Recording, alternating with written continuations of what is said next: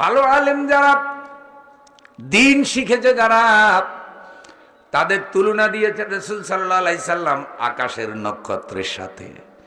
মহানবী বলছেন, আকাশের তারকাগুলির মধ্যে নক্ষত্রের মর্যাদা যেমন বেশি, সাধারণ লোকদের মধ্যে কোরআনের একজন আলেমের মর্যাদা ওই রকম বেশি।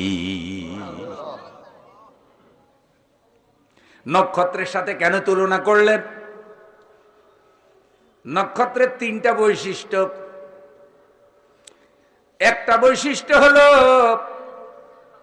আসমানে অন্ধকার রাতে তাকাইয়া দেখবেন তারকাগুলি, নক্ষত্রগুলি কি সুন্দর দেখা যায়, মিটি মিটি মিটি মিটি করে আলো ছড়ায়।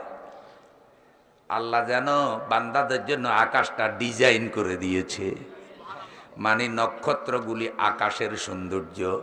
আচ্ছা, আপনাদের মাথার উপরে যে সামিয়ানাটা আছে, সামিয়ানার মধ্যে হালকা পাতলা কিছু ডিজাইন আসেনি? কি জন্য করছে? বান্দারা বসবে, বসার পরে যেন প্যান্ডেলের সৌন্দর্য বাড়ে, মাহফিলের সৌন্দর্য বাড়ে, কারুকার্য করে দিয়েছে সামিয়ানা। মানুষের মাথার উপরে আল্লাহ সামিয়ানা লাগাই দিয়েছেন, নক্ষত্রগুলো দিয়ে আল্লাহ আসমান সাজাইছে।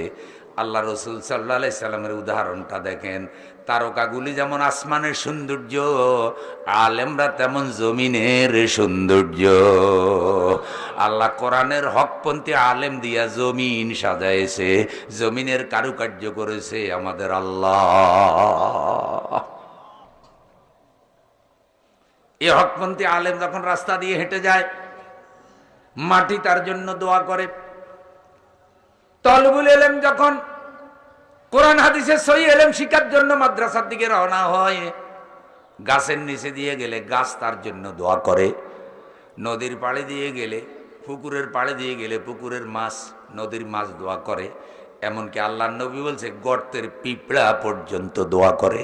সুবহানাল্লাহ নাই?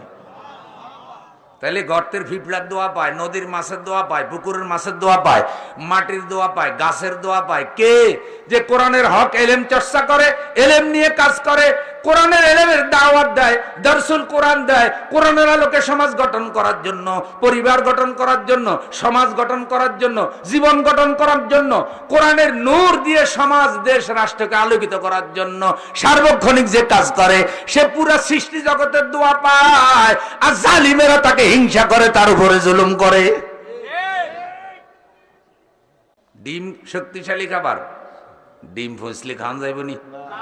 এই মাহফিলের মধ্যে একটা ফসা ডিম যদি ভাঙে, মনে হইবে যেন বাথরুমের টাঙ্কির দরজা খুলে দিছে। এটা হইল হসা আলেম, নষ্ট আলেম।